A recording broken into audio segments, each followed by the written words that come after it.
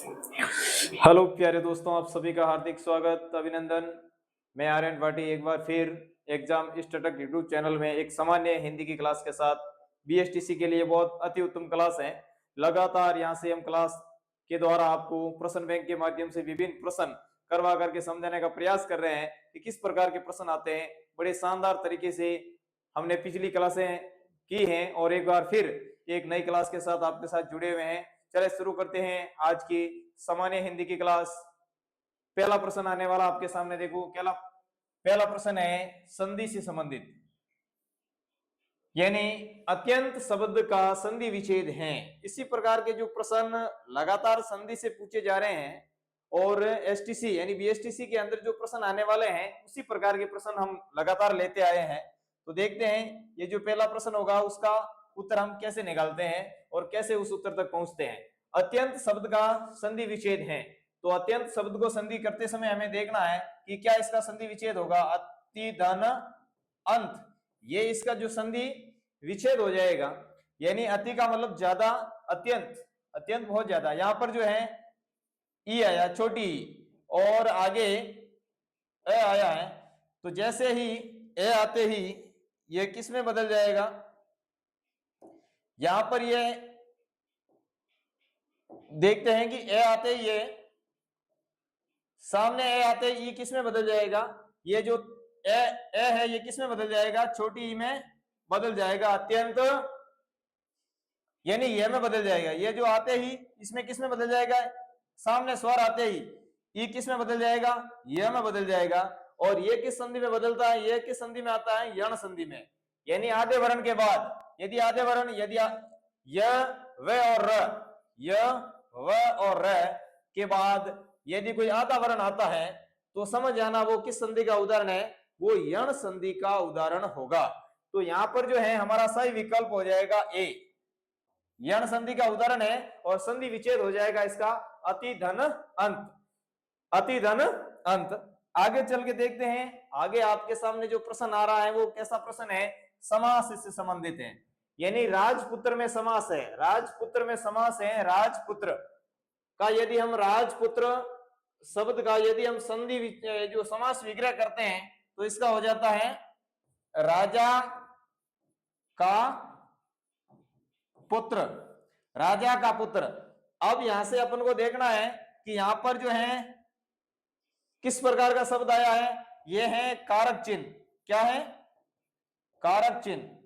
कारक चिन्ह आया है, तो कारक चिन्ह का लोप किस समास के अंदर होता है, कारक चिन्ह का लोप हमने पढ़ा है कि कारक चिन्ह का जो लोप होता है वो हमेशा तत्पुरुष समास के अंदर होता है। तो इसका ए ऑप्शन एकदम सही हो जाएगा।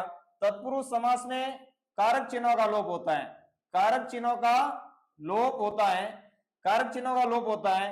बहुवीर्य समास में दोनों पद प्रधान होते हैं, दोनों पद प्रधान होते हैं और संपूर्ण पद का तीसरा अर्थ निकलता है, संपूर्ण पद का तीसरा अर्थ निकलने वाला होता है। द्वंद्व समास के अंदर दोनों पद प्रधान होते हैं, दोनों पद प्रधान होते हैं और का लोप होता है, और का लोप होता है, इसमें दोनों पद प्रधान होते हैं। और कर्मधारय समास के अंदर प्रथम पद हमेशा विशेषण होता है, प्रथम पद विशेषण होता है, ये अपन को समझना है छोटे ट्रिक के द्वारा। और कर्मधारय के अंदर विशेषण और विशेष्य का संबंध होता है, विशेष्य और विशेषण का संबंध होता है, ये अपन को ध्यान रखना है। तो यहाँ एक प्रश्न से हमने काफी जो सवाल यहाँ पर आसानी से सोल्व कर लिए हैं कि जैसे तत्पुरुष समास में कारक चिन्हों का लोप होता है, जैसे राजा का पुत्र यहाँ पर कारक चिन्ह है, का लोप हुआ है। बहुवीर्य समास में दोनों पद प्रधान होते हैं और तीसरा जो है इसका नया अर्थ निकलता है। और द्वंद्व समास के अंदर दोनों पद प्रधान होते हैं और का लोप होता है। कर्मधारय समास के अंदर प्रथम पद विशेषण होता है और विशेषण और विशेष्य का संबंध हमेशा रहता है। चले अगले प्रश्न की ओर बढ़ते हैं। अगला प्रश्न आ रहा है आपके सामने कि जो कभी ने मरे एक शब्द में उसे क्या कहते हैं, जो कभी नहीं मरे उसको एक शब्द के अंदर क्या कहते हैं। वाक्यांश के लिए एक शब्द से प्रश्न आया है, जो कभी नहीं मरे उसको हम वाक्यांश में कहते हैं अमर। क्या कहते हैं, अमर। जो कभी नहीं मरे अमर उसको कहते हैं। अब देखो आगे यहाँ पर अगले जो दूसरे ऑप्शन पर भी हम चर्चा करते हैं ये जो दूसरा विकल्प आपके सामने अजर, जो कभी बूढ़ा ना हो, बूढ़ा न हो, जो कभी बूढ़ा न हो उसे अजर कहते हैं, जो कभी बूढ़ा न हो उसे हम अजर कहते हैं। और जिसको टाला नहीं जा सके, जिसको टाला नहीं जा सके उसे हम अजर कहते हैं। जिसकी सीमा लंबी हो या बहुत ज्यादा हो उसे हम अनंत कहते हैं, या जिसकी सीमा बहुत लंबी हो या जिसको पार करना कठिन होता है उसे हम अनंत कहते हैं। जिसको टाला नहीं जा सके उसे अटल कहते हैं, जो कभी बूढ़ा नहीं उसे अजर कहते हैं, और जो कभी मरता नहीं है उसे हम अमर कहते हैं। तो हमने लगभग चारों बिंदुओं के ऊपर चर्चा करी है, और यह प्रश्न का उत्तर सही हो जाएगा ए।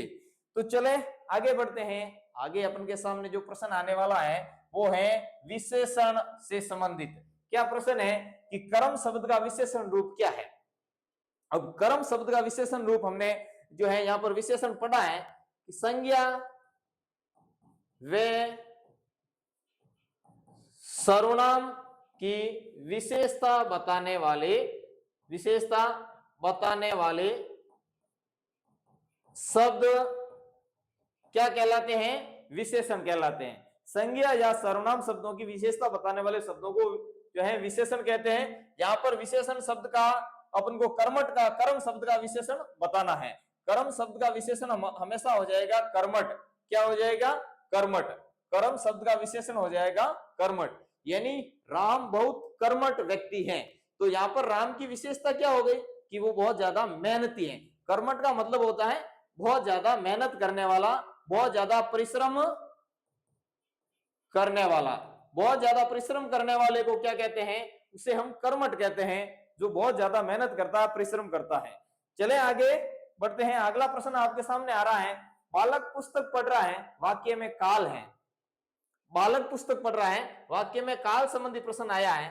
तो बालक पुस्तक पढ़ रहा है, ये बिल्कुल आसानी से समझ सकते हैं अपन कि इसमें जो है वर्तमान काल है। कौन सा काल है, वर्तमान काल। यानी कोई भी वर्तमान स्थिति के अंदर बात हो रही है तो वो वर्तमान काल के अंदर होगी। वर्तमान काल और भविष्य काल, आने वाले समय के बारे में बात होती है, यानी आने वाले समय के बारे में बात होती है तो भविष्य काल, और यदि बीते हुए समय के बारे में बात होती है तो वो भूतकाल के अंदर शामिल होगी। ठीक है ना। और जो भूतकाल के अंदर कार्य पूर्ण हो चुका है उसकी जानकारी मिलती है तो वो पूर्ण भूतकाल के अंदर उसको शामिल किया जाता है। इसका सी ऑप्शन एकदम सही हो जाएगा। अब अगला प्रश्न है कि सुंदर का पर्यायवाची क्या है। सुंदर का पर्यायवाची शब्द के बारे में जानकारी पूछी गई है अपन को कि सुंदर का पर्यायवाची क्या है। अब सुंदर का पर्यायवाची देखो, बदसूरत, रमणीय, कठोर और सरल। बिल्कुल ये जो है ऑप्शन ए, सी और डी गलत है। इसका हो जाएगा सुंदर का पर्यायवाची हो जाएगा रमणीय। रमणीय यानी जो अच्छा लगता है, सुंदर होता है, उसके लिए शब्द आएगा रमणीय। और रमणीय किसका है, सुंदर का पर्यायवाची शब्द है। देखते हैं आगे बढ़ते हैं। अंधकार का विलोम क्या है। अंधकार का विलोम शब्द कहते हैं किसी का विपरीत अर्थ बताने वाले शब्द होते हैं, उसे हम विलोम शब्द कहते हैं। तो अंधकार शब्द का विलोम पूछा गया आपको, तो अंधकार का विलोम यहां हो जाएगा ए ऑप्शन, प्रकाश। अंधकार का क्या हो जाएगा, प्रकाश। रात का, ये जो दोनों ही अपने आप में विलोम है, रात और दिन। ठीक है, आगे बढ़ते हैं। आगे हम आपके सामने जो प्रश्न आया है, विद्यार्थी शब्द में प्रत्यय है, इसको देखना है। विद्यार्थी शब्द में प्रत्यय क्या है। विद्या धन अर्थी, ये इसका जो मूल शब्द आपके सामने आ गया है। अब आप आसानी से इस प्रत्यय तक पहुंच सकते हो।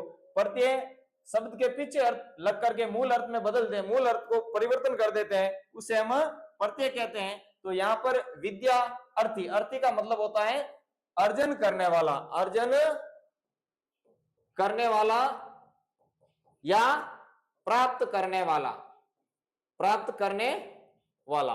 अर्थात विद्यार्थी का मतलब ही हो गया कि विद्या को प्राप्त करने वाला। और यहां पर जो है पीछे शब्द जो है जुड़ा हुआ है वो है अर्थी, तो इसमें ए ऑप्शन आपका बिल्कुल सही हो जाएगा। देखिए आगे, गंगा पवित्र नदी है, रेखांकित शब्द का भेद है, यानी यहां पर जो रेखांकित शब्द यहां पर जो रेखांकित आया है, ठीक है। अब यहां पर रेखांकित शब्द का भेद है। अब यहां पर जो ऑप्शन दिए हुए हैं, जैसे व्यक्तिवाचक का भेद है, जातिवाचक का है, भाववाचक का है या द्रव्यवाचक का है। यहां अपन को देखना है कि नदी शब्द, आपने पूरी क्लास के अंदर में जो पीछे क्लासें ली है उसमें आपने पढ़ा था कि नदी शब्द किस संज्ञा का उदाहरण होगा। नदी शब्द का हमने पूछा था, नदी शब्द किसका उदाहरण है। नदी शब्द एक समूह की भावना का बोध करवा रहा है, यानी बहुत सारी नदियां हैं, एक किसी व्यक्ति विशेष या एक विशेष नदी के बारे में बात नहीं कर रहे हैं। तो यहां पर जो है समूह की भावना किस संज्ञा के अंदर होगी, तो वो है जातिवाचक के अंदर। किसमें है, जातिवाचक संज्ञा के अंदर, यानी नदी शब्द के अंदर जातिवाचक संज्ञा है। व्यक्तिवाचक के अंदर यदि हम इसको व्यक्तिवाचक बनाए तो आ जाएगा गंगा नदी, यानी व्यक्ति विशेष के बारे में बोध कराने वाले शब्दों को हम व्यक्तिवाचक संज्ञा कहते हैं, ठीक है ना। तो यहाँ पर नदी शब्द है वो कैसी हो जाएगी, नदी शब्द हो जाएगा आपका जातिवाचक। नदी के अलावा देखो जैसे पशु हो गया, पशु भी समूह का बोध करवाने वाला है, पशु है, पक्षी है, पहाड़ है, इस प्रकार के प्रश्न पूछे जाते हैं। पहाड़ शब्द में कौन सी संज्ञा है, पर्वत है, ठीक है ना। यानी ये जो इस प्रकार के सवाल आते हैं वहां पर हमेशा जातिवाचक संज्ञा होती है, समूह की भावना का बोध करवाने वाले शब्द होते हैं, और वहां पर एक विशेष समूह की भाव वहां पर आपको अवगत होता है। आगे चल के देखते हैं कि मैंने खाना खाया है, इसमें मैंने है, मैंने क्या इसमें संबंधवाचक है, करणवाचक है, कर्तावाचक है या कर्मवाचक है, ठीक है ना। मैं और ने दो शब्द अलग अलग है, मैं और ने। तो यहां पर मैंने खाना खाया, तो यहां पर अपन को देखना है कि यहां पर मैं शब्द एक करता है, मैं शब्द करता है और सर्वनाम भी है, ठीक है ना। मैं शब्द करता और सर्वनाम है, खाना इसमें कर्म हो गया और खाया इसमें क्रिया शब्द है, खाया इसमें क्रिया शब्द है। तो यहां पर ने, मैंने अर्थात ने किस कारक का बोध करवाने वाला है, ने हमेशा कर्ता कारक को बताने वाला होता है। तो कर्ता कारक इसमें सही हो जाएगा, सी ऑप्शन आपका बिल्कुल इसमें ठीक हो जाएगा। मैंने में कारक कौन सा है, कर्ता कारक। कर्ता ने कर्म को करण से, यानी से इसके कारक चिन्ह जिसमें आएगा, से शब्द आएगा, वहां पर करण कारक हो जाएगा। समन का के की में पे पर, ठीक है ना। तो यहां पर अपन को संबंध के बारे में भी जानकारी हो गई, यानी का के की में पे और पर, इस प्रकार जो चिन्ह आएंगे कर्ता के बाद में तो वो संबंध कारक से संबंधित सवाल होगा, संबंध कारक होगा। और करण कारक के अंदर से शब्द जो से कारक चिन्ह आएगा और यहां पर कर्ता में ने कारक चिन्ह का प्रयोग होगा। ये इसकी पहचान होती है तीनों कारकों के अंदर। अब देखो अति सर्वत्र वर्जयन्ते, ये है अति सर्वत्र वर्जयन्ते, ये क्या है, ये एक प्रकार की सुक्ति है। क्या है, सुक्ति है। अति हमेशा ही अति ज्यादा खराब या अति वर्जित यानी मना होती है, अति सर्वत्र यानी सभी जगह अति खराब होती है, ज्यादा चीज सभी जगह के लिए खराब होती है। अति सर्वत्र वर्जयन्ते ये एक सुक्ति है। सुक्ति का मतलब होता है सु का मतलब अच्छी, सु का मतलब अच्छी और उक्ति का मतलब कथन, यानी जो अच्छी कथन होते हैं उसे हम क्या कहते हैं, सुक्ति कहते हैं। अति हमेशा खराब होती है या अति हम सब जगह के लिए मना होती है। सर्वत्र वर्जयन्ते अर्थात सब सर्वत्र सब जगह के लिए अति खराब होती है, अति मना होती है। आगे चल के देखते हैं जिसकी पत्नी मर चुकी है, एक शब्द है। आगे प्रश्न आया आपके सामने कि जिसकी पत्नी मर चुकी है उसके लिए एक शब्द क्या आने वाला है। आपने पिछली क्लासें यदि अच्छी तरीके से देखी होगी तो ये सवाल आप आसानी से इसको सही कर सकते हो। जिसकी पत्नी मर चुकी है उसे हम क्या कहते हैं, जिसकी पत्नी मर चुकी है उसे हम विदुर कहते हैं। क्या कहते हैं, विदुर। बहुत इंपोर्टेंट प्रश्न है, इसको ध्यान रखना, विदुर कहते हैं। और जिस जिसका पति मर चुका है,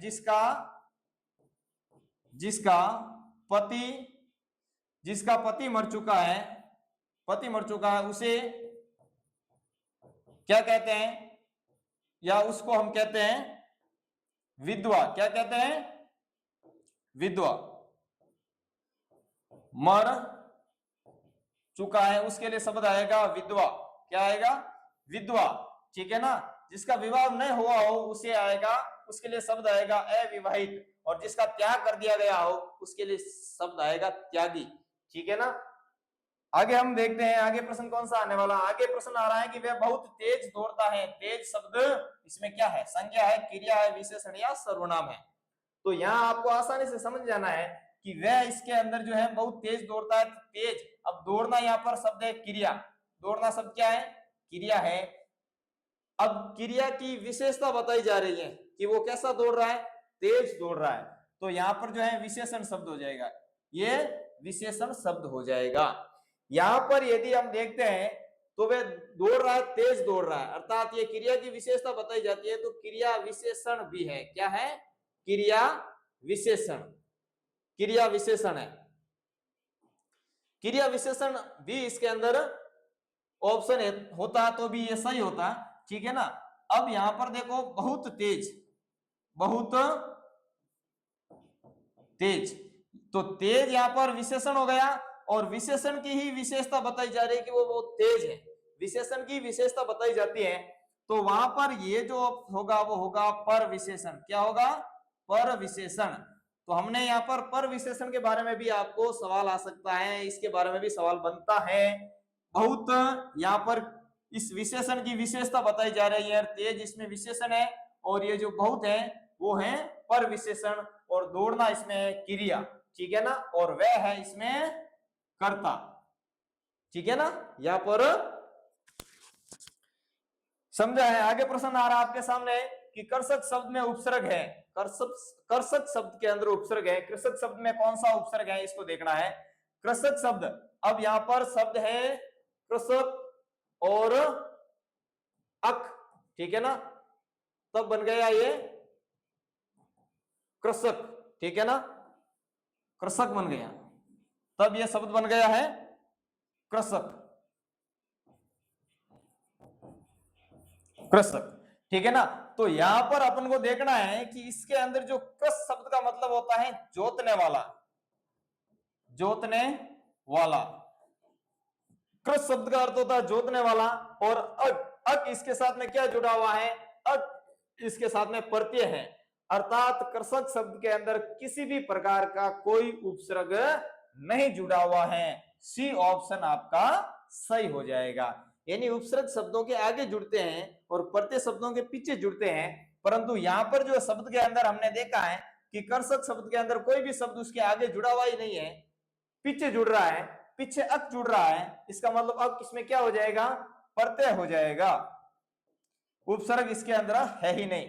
कृष का मतलब होता है जोतने वाला, अर्थात खेत को जोतता है, उसे हम क्या कहते हैं? कृषक कहते हैं या किसान कहते हैं।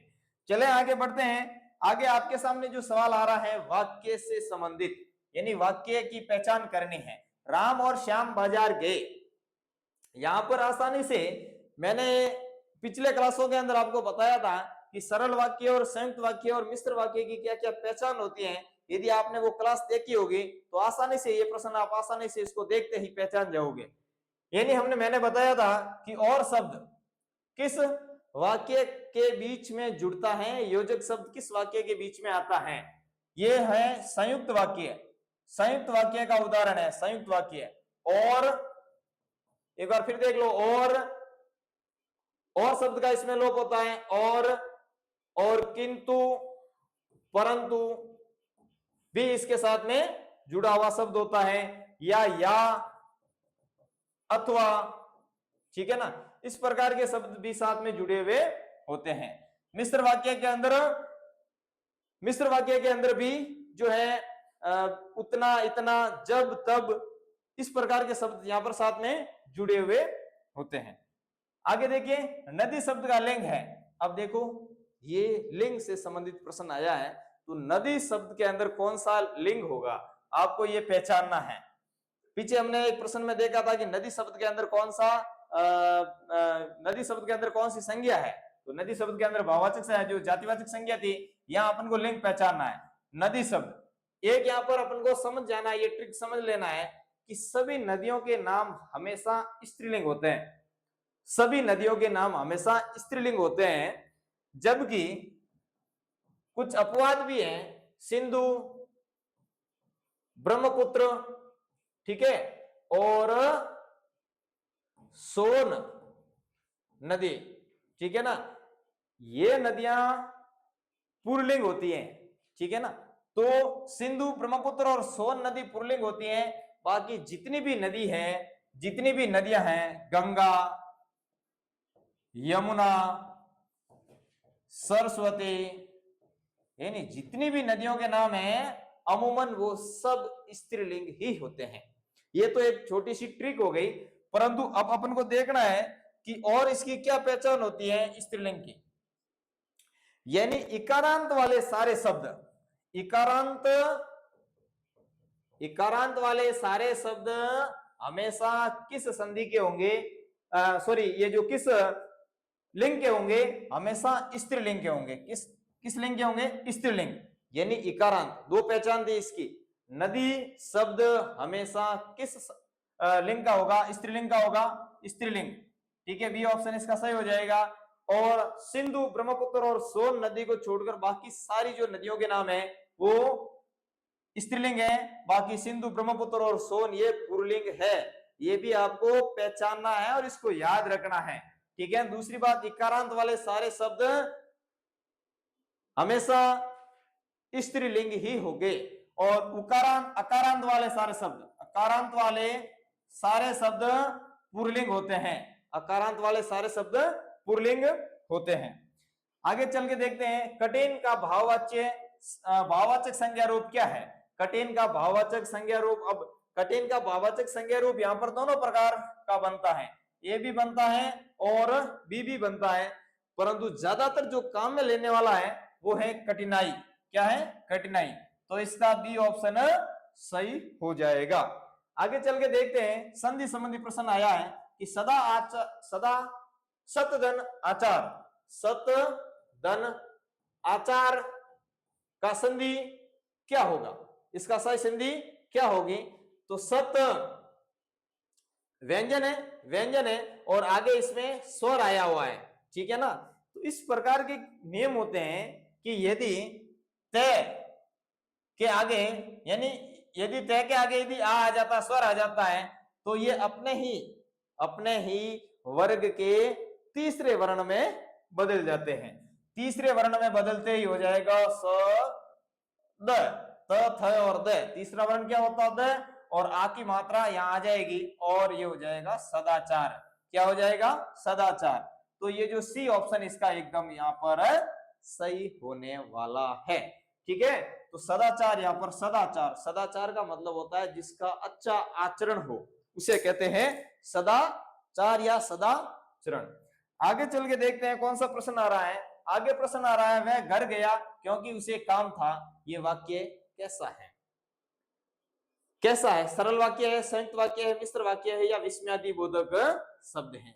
तो यहां पर मैंने पिछले शब्द में बताया था कि ये जो है क्योंकि शब्द किसकी पहचान है? क्योंकि शब्द मिश्र वाक्य की पहचान है। क्योंकि है, ठीक है, क्योंकि जब तब उनका इनका, ठीक है ना, इस प्रकार के जितने भी शब्द की से की, ठीक है ना, यानी मिश्र वाक्य की पहचान क्या होती है कि इसमें एक वाक्य प्रधान होता है और दूसरा वाक्य क्या होता है? दूसरा वाक्य आश्रित होता है, आश्रित वाक्य होता है। आश्रित वाक्य, एक प्रधान वाक्य उप प्रधान वाक्य होता है, एक उप प्रधान वाक्य होता है और दूसरा आश्रित वाक्य होता है।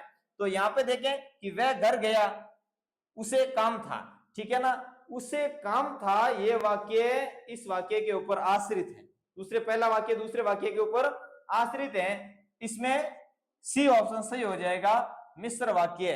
इस प्रकार के प्रश्न बीएसटीसी के अंदर आपको कई प्रश्न देखने को मिल जाएंगे, ये वाक्य से संबंधित प्रश्न आपको बहुत सारे प्रश्न आएंगे, देखने को मिल जाएंगे।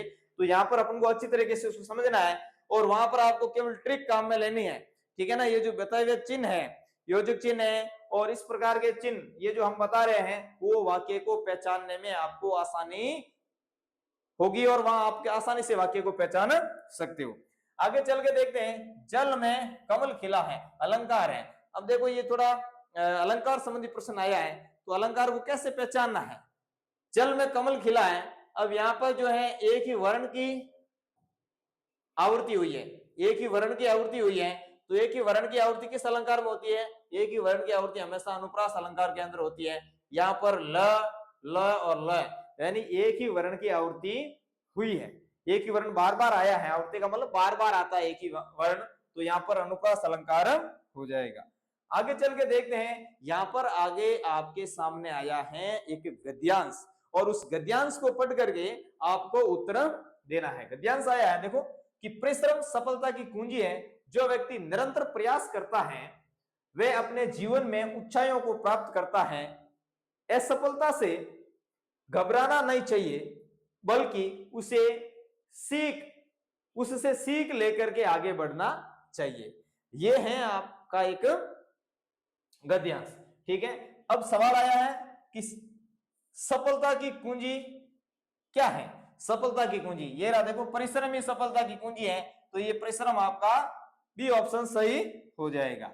आगे है कि असफलता से क्या करना चाहिए। तो सबसे प्रकार से ऐसे प्रश्न आते हैं, तो आपको पहले गद्यांश को अच्छी तरीके से पढ़ना है, ऐसे नहीं कि समय कम है और इसको जल्दी जल्दी आप आगे सीधा उत्तर की तरफ बढ़ रहे हो, प्रश्न पढ़ करके उत्तर देने का प्रयास कर रहे हो, बिल्कुल नहीं होगा।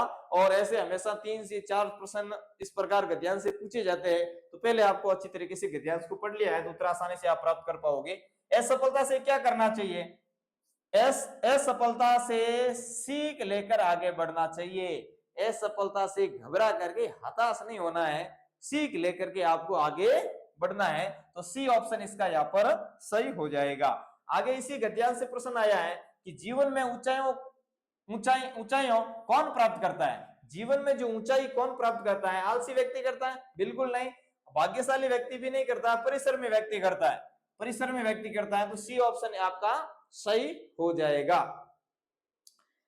आगे शब्द आया है, यहाँ पर हमने देखा है कि 3 से 4 प्रश्न गद्यांश से संबंधित आने वाले हैं, तो गद्यांश पढ़ करके हमने उनके उत्तर दिए हैं। अब देखो 29वां प्रश्न है कि शुद्ध वर्तनी वाला शब्द चुनिए। यहाँ पर जो है आपके इर्द गिर्द आने वाले शब्द हैं और ये सब कई बार पूछा भी जाता है और कई बार आपने देखा भी है। तो यहाँ पर जो है विद्यालय, विद्यालय, विद्यालय और विद्यालय, ठीक है ना। यहाँ पर जो है सही इसका ऑप्शन इसका क्या हो जाएगा, ये ऑप्शन सही हो जाएगा। अब देखो इस प्रकार भी लिखा हुआ आता है, दे के नीचे हलंत आती है। पहले कई स्कूलों पर आपने इस प्रकार विद्यालय लिखा हुआ देखा होगा, जो भी सही माना जाता है, परंतु यहाँ पर नीचे हलंत नहीं है इसलिए यह अशुद्ध हो गया और विद्या तो आता ही नहीं है और ये तो बिल्कुल यहाँ पर गलत है। तो विद्यालय में दे और ये साथ में है, दे और ये है साथ में विद्यालय, ठीक है ना। तो इसको ऐसे लिख दिया जाता है विद्यालय, ठीक है ना। इसमें दे और ये साथ में जुड़ा हुआ है। अब आगे देखते हैं, वह पुस्तक पढ़ रही है, इसमें क्रिया का लिंग है। अब यहां पर ऐसे प्रश्न आते हैं, तो सबसे पहले अपन को देख लेना है, ट्रिक काम लेनी है कि इकारांत वाले शब्द किस में चले जाएंगे। अब यहाँ पर जो है इकारांत वाले शब्द सारे किस में चले जाएंगे, स्त्रीलिंग हो गए। वह पुस्तक पढ़ रही है, अब वह पुस्तक पढ़ रही है, यहाँ पर इकारांत क्रिया का प्रयोग हुआ है, तो इकारांत क्रिया का प्रयोग हो रहा है, इसका मतलब ये वाक्य कैसा हो रहा है, ये वाक्य स्त्रीलिंग है। बी ऑप्शन इसका सही है। यदि पढ़ रहा है, वह पुस्तक पढ़ रहा है, तो रहा अकारांत आ गया, क्रिया इसमें क्रिया का प्रयोग अकारांत के अनुसार प्रयोग हुआ है, अकारांत प्रयोग हुआ है, तो यहां पर ये पुल्लिंग हो जाता है और रही है आते ही ये स्त्रीलिंग हो जाएगा। इस प्रकार के प्रश्न आसानी से आप हल कर सकते हो। तो हमने लगभग यहाँ पर 30 प्रश्नों की जो प्रश्न बैंक देखी है, इसमें काफी अच्छे सवाल जो पिछले साल आए हुए थे और कहीं जो है एग्जाम के अंदर इनको पूछा गया था। तो आप आसानी से वीडियो को पूरा देखना है और प्रत्येक प्रश्न के उत्तर तक पहुंचने का प्रयास करना है और आगे वाली आने वाली क्लास को लगातार आपको देखना है और इस को लाइक और सब्सक्राइब करें और बेल आइकन को दबाएं जिससे आने वाला प्रत्येक वीडियो आप तक तुरंत पहुंच सके। धन्यवाद।